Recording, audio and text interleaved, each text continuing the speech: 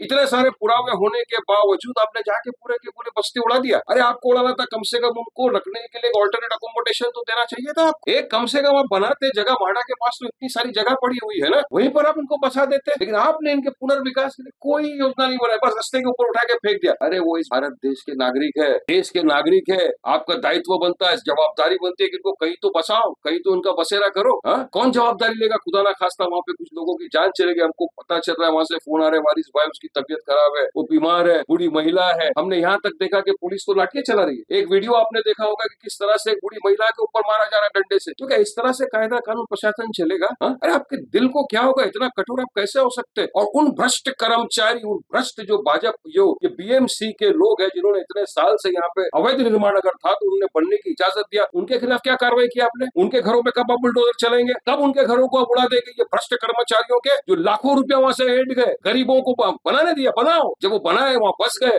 उसके बाद आप तो मलाई खा के बैठ गए, गरीबों का मकान उड़ गया, आप तो घर में बैठ के हंस रहे हो, ठीक हटा करो, देखा कैसा हमने उड़ा दिया घरों को। उनके भी घरों को उड़ाना चाहिए अगर इंसाफ की बात आ गई तो। सरासर मैं समझता हूँ दुखद है और एक सेंसिटिव इशू है। देखिए मैं तो था नहीं कल यहाँ पर मुंबई में, मेरे को बाहर से भी फोन आ रहे हैं काफी। वारिस भाई मस्जिद थी, मस्जिद को भी आपने इतना सेंसिटिव इशू है, सोचना चाहिए। मस्जिद, मंदिर, गिरजाघर, गुरुद्वारा, ये सब ऐसी जगह होती है जिससे लोगों की आस्था जुड़ी हुई रहती है। कुछ खुदा ना खास्ता होता क्या करे, तो ये सारी चीजों को सरकार को मद्देनजर रखते हुए कार्रवाई करनी चाहिए। तो हम तो अभी भी बोलेंगे कि वो जो रस्ते के ऊपर लोग बैठे हुए हैं, उनका सरकार फौरी तौर से पुनर्विकास, कहीं रहने का इंतजाम करे, वरना तो इसी तरह लोगों को आपने सड़कों पे छोड़ दिया है। भारत देश के वासी है वो, वहां पे जो पड़े हुए रस्ते पे, वो महिलाएं, वो बूढ़े, वो बच्चे बिल चिल्ला रहे हैं, रो रहे हैं, मदद की गुहार लगा रहे हैं, तो ऐसे लोग छोड़ देंगे आप क्या? हम चाहेंगे कि सरकार फौरी तौर से कुछ उनका अरेंजमेंट करे रहने का।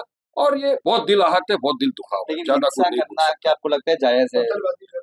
देखिए, नहीं पत्थरबाजी नहीं होना चाहिए, सबको कायदे कानून का पालन करना चाहिए, सबको। मगर आप सोचो एक आदमी की मानसिक स्थिति, वहां पे अपने बच्चों को, महिलाओं को, बूढ़ों को, यहाँ तक आपने तरस नहीं खाया, बस रस्ते के ऊपर आपने फेंक दिया उनको लाकर। तो किस दिशा में ले जाएगा? अरे देश के नागरिक है, 40-50 साल से उनके पास सारे दस्तावेज बता रहे हैं, वो जो स्टेटमेंट आ रहे हैं, आप देखिए, सुनिए क्या बोल रहे हैं वो लोग, हमारे पास स्टेटमेंट पड़े हुए हैं, तमाम लोगों के पास दस्तावेज है, उसके बावजूद एक सरकार है इतनी कठोर हो सकती है, ये आज देखने को मिल गया।